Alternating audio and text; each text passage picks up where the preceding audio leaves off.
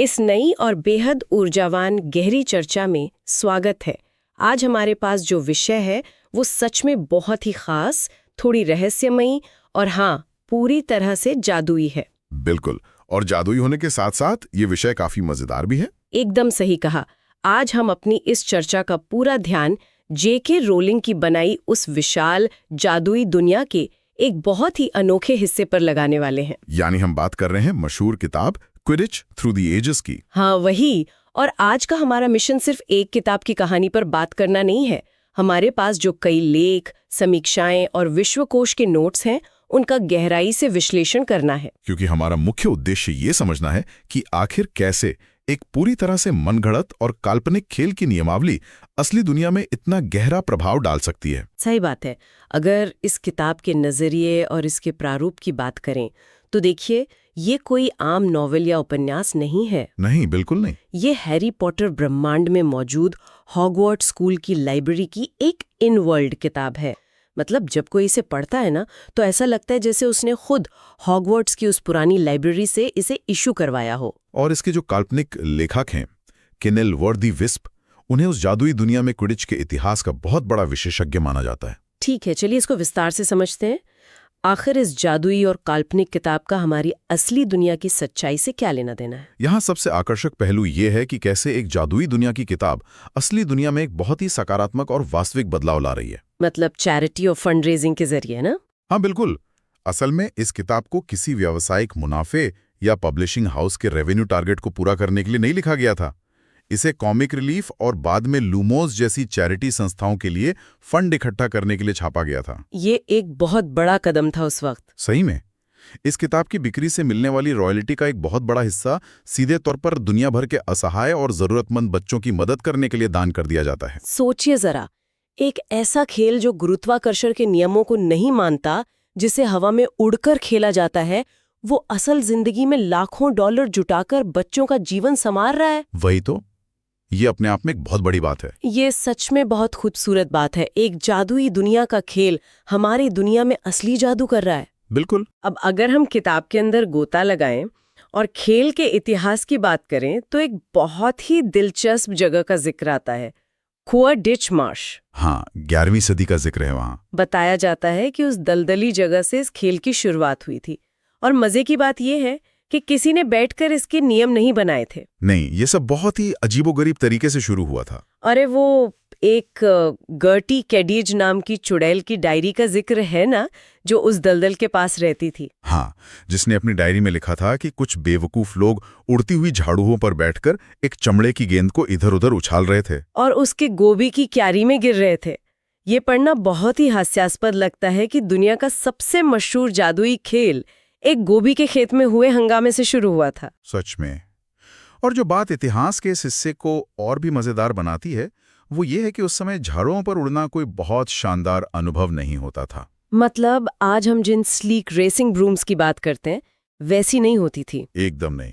शुरुआती दौर में वैसी झाड़ू नहीं होती थी। उन दिनों की झाड़ू बहुत ही झटके खाती थी, जिन्हें हम जर्की कह सकते हैं। उनमें कोई कुशनिंग, चाम या आरामदायक गद्दी नहीं होती थी। तो बस एक साधारण लकड़ी का डंडा और कुछ टहनियां। बस वही।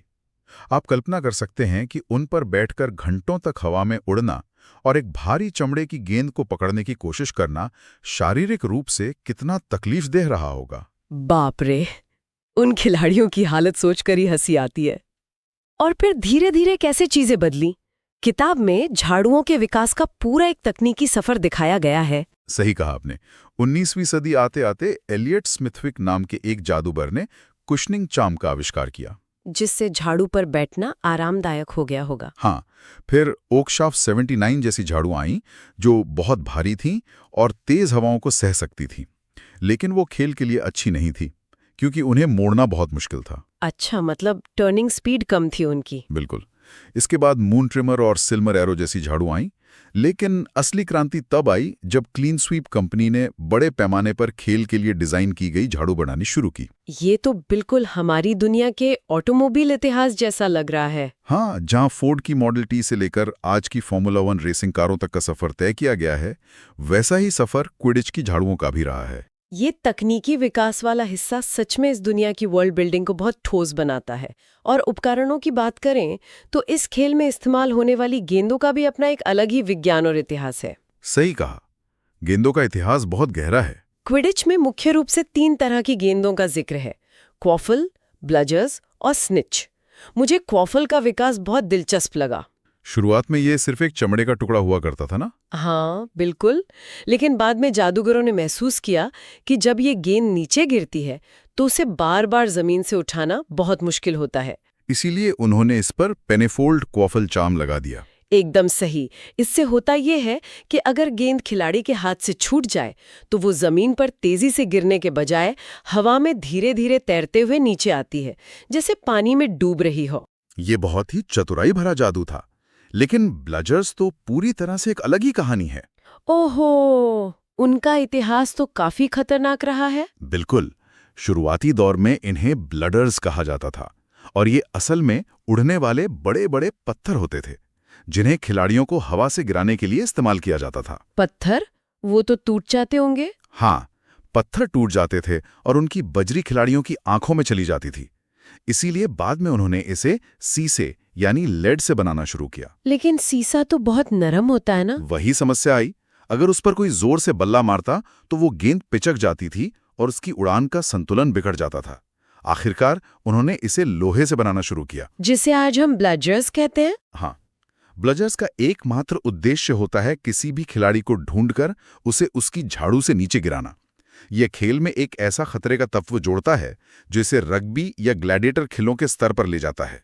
वो सच में उड़ने वाली टोप के गोलों जैसे हैं, जिनका अपना दिमाग होता है। और यहां आकर बात वाकई बहुत दिलचस्प हो जाती है। वो कैसे? क्योंकि तीसरी गेंद यानी स्निच की कहानी तो अपने आप में एक पूरा ऐतिहासिक और भावुक सफर समेटे हुए है। ओ हाँ, स्निच का इतिहास शायद इस पूरी किताब का सबसे अप्रत्याशित और गहरा हिस्सा है। मुझे याद है 1269 के एक मैच का जिक्र आता है। हाँ, जहां बाबिरस ब्रागे नाम के एक अधिकारी ने खेल के बीच में गोल्डन स्निजिट नाम के एक असली, जीवित और बेहद तेज उड़ने वाले छोटे से पक्षी को मैदान में छोड़ दिया था। सोचो जरा, एक जिंदा पक्षी को उसने ऐलान किया कि जो भी खिलाड़ी इस पक्षी को पकड़ेगा उसे 150 गैलियंस का इनाम मिलेगा, जो आज के समय में बहुत बड़ी रकम है। और उस दिन खिलाड़ियों ने खेल के सारे नियम भूलकर सिर्फ उस छोटे से पक्षी के पीछे भागना शुरू कर दिया था। बिल्कुल, वो एक बहुत ही अफरा तफरी वाला दृश्य रहा होगा। लेकिन ये तो बहुत ही क्रूर लगता है मुझे। मतलब एक मासूम पक्षी को मनोरंजन के लिए ऐसे इस्तेमाल करना। और मॉडेस्टी रैबनॉट नाम की एक चुड़ैल ने इसका विरोध भी किया था, है ना? हाँ, मॉडेस्टी रैबनॉट दर्शकों में बैठी थी और उन्हें यह सब बहुत बुरा लगा। उन्होंने अपनी छड़ी से एक समनिंग चार्म का इस्तेमाल करके उस पक्षी को अपनी तरफ खींच लिया ताकि उसकी जान बचा सके। सही कहा, और उसे अपने कपड़ों में छुपाकर वहां से भाग गई। इसके लिए उन पर भारी जुर्माना भी लगाया गया था। लेकिन उस दिन के बाद से खेल में स्निजिट पक्षी को पकड़ने की एक भयंकर परंपरा शुरू हो गई, जो कि उस पक्षी के लिए बहुत खतरनाक थी। पक्षी बहुत नाजुक होते थे और अक्सर उन्हें पकड़ने के चक्कर में खिलाड़ियों के हाथों वे कुचले जाते थे। नतीजा ये हुआ कि कुछ ही दशकों में यह पक्षी विलुप्त होने के कगार पर पहुंच गया। अगर हम इसे बड़े परिदृश्य से जोड़ें तो ये जादुई दुनिया में पशु संरक्षण और पर्यावरण के प्रति जागरूकता का एक बहुत ही शानदार उदाहरण है। एकदम सही। जब जादुई समाज को एहसास हुआ कि उनके मनोरंजन की वजह से एक पूरी प्रजाति खत्म हो रही है, तो जादूगरनी एल्फ्रीडा क्लैग ने स्निजिट के शिकार पर पूरी तरह से प्रतिबंध लगा दिया। और तब जाकर उस मेटल वाली स्निच का आविष्कार हुआ। हाँ, उस असली पक्षी की जगह लेने के लिए बोमन राइट नाम के एक धातु शिल्पी ने गोल्डन स्निच का आविष्कार किया। एक ऐसी जादुई गेंद जो बिल्कुल उसी पक्षी की तरह उड़ती थी और जिसमें उसकी तरह ही फड़फड़ाते हुए पंख लगे थे। ये कहानी सच में दिल छू लेने वाली है। एक पूरी तरह से काल्पनिक दुनिया में भी पशु अधिकारों और पर्यावरण संरक्षण को इतनी खूबसूरती से बुना गया है। यही तो इस किताब की खासियत है। बिल्कुल। अब खेल के उपकरणों से आगे बढ़ते हैं और उन लोगों की बात करते हैं जो इसे खेलते हैं।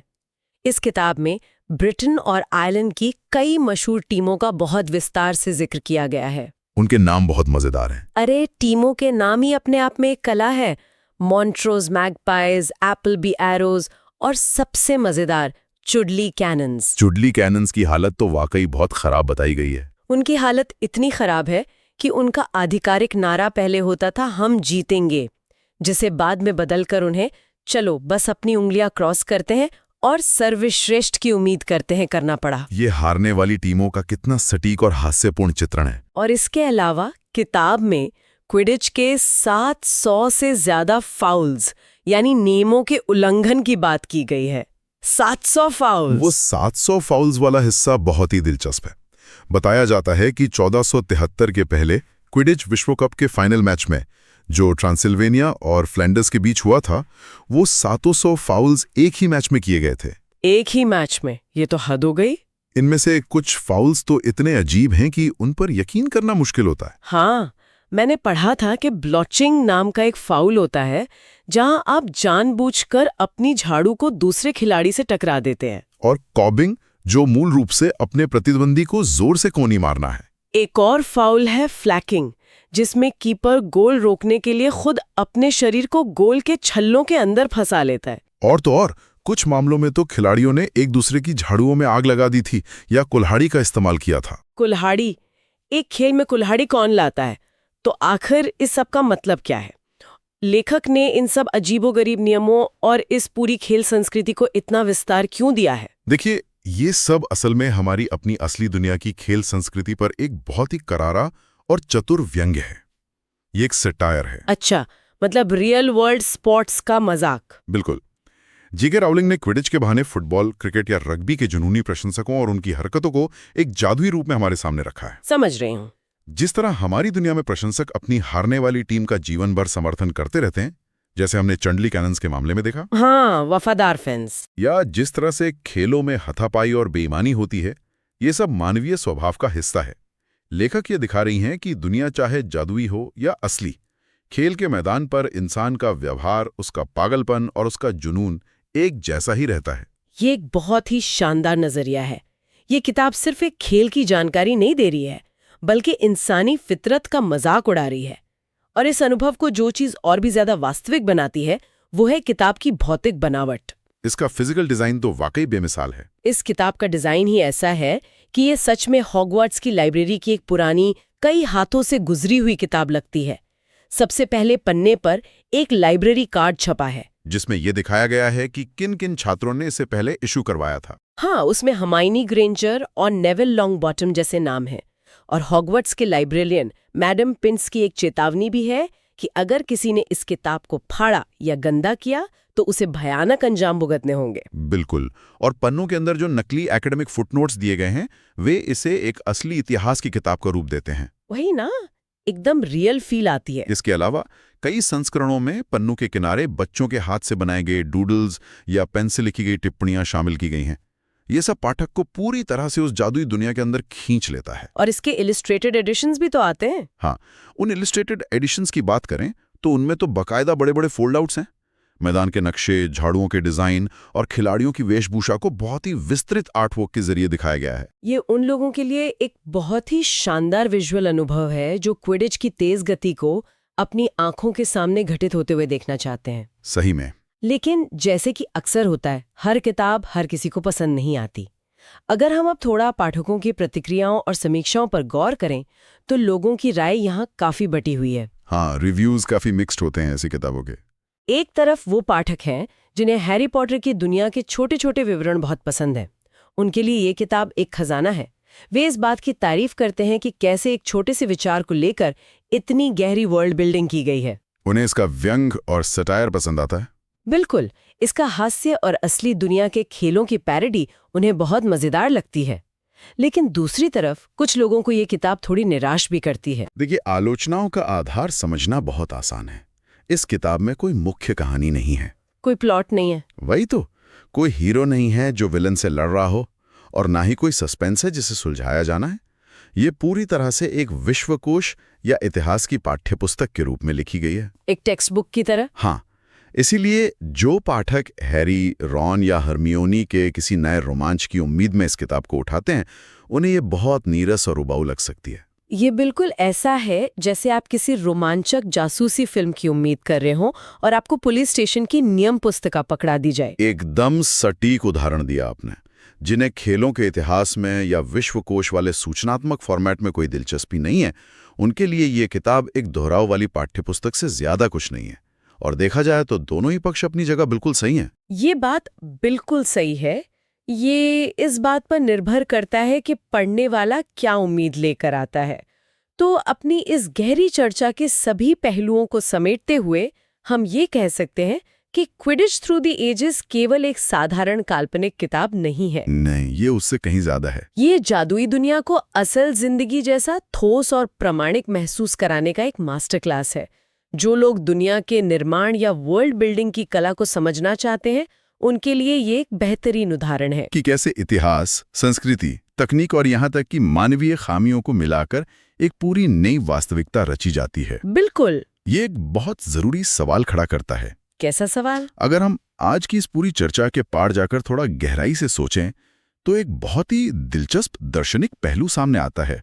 जरा विचार कीजिए, एक खेल जो पूरी तरह से काल्पनिक है, जिसका असलियत में कोई वजूद नहीं। हाँ, जिसे गुरुत्वाकर्षण के नियमों के कारण हमारी असली दुनिया में खेला ही नहीं जा सकता, जो केवल कुछ पन्नों पर स्याही से लिखा गया है, फिर भी वो असली दुनिया में लाखों डॉलर की चैरिटी इकट्ठा कर सकता है।